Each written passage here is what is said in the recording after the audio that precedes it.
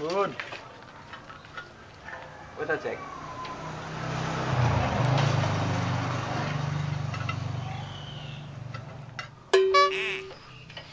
Jan, jaga jarak kayak gini.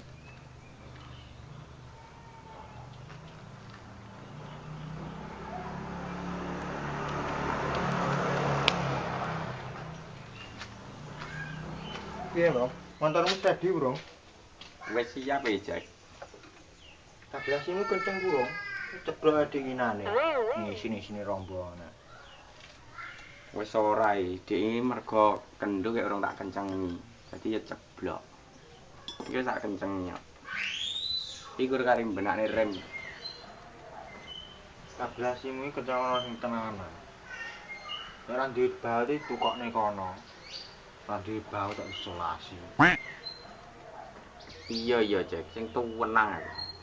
Iku wis aman kabeh. Kari benakne rem lho. Iki engko sidane balapane ning endi cek? Alah, yo ngene biasane kae, Mbok.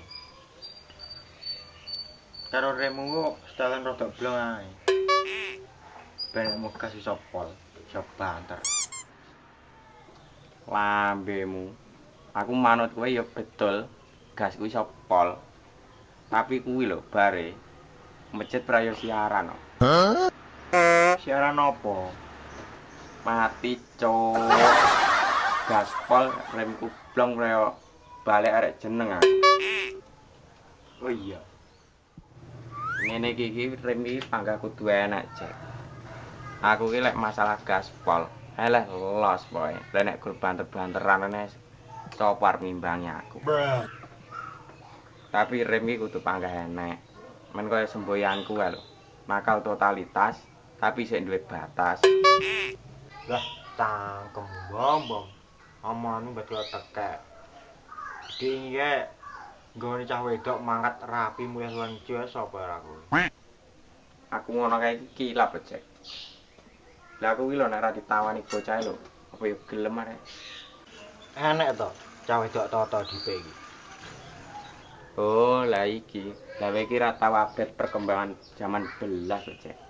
Lah iki lho, syukur gelem nerutus lho. Cah open lho, akeh. Nggih roti. Open BO, Cuk. Kudu open alat dapur. Lah iki rek ketinggalan zaman tenan lho, Cek. Beh,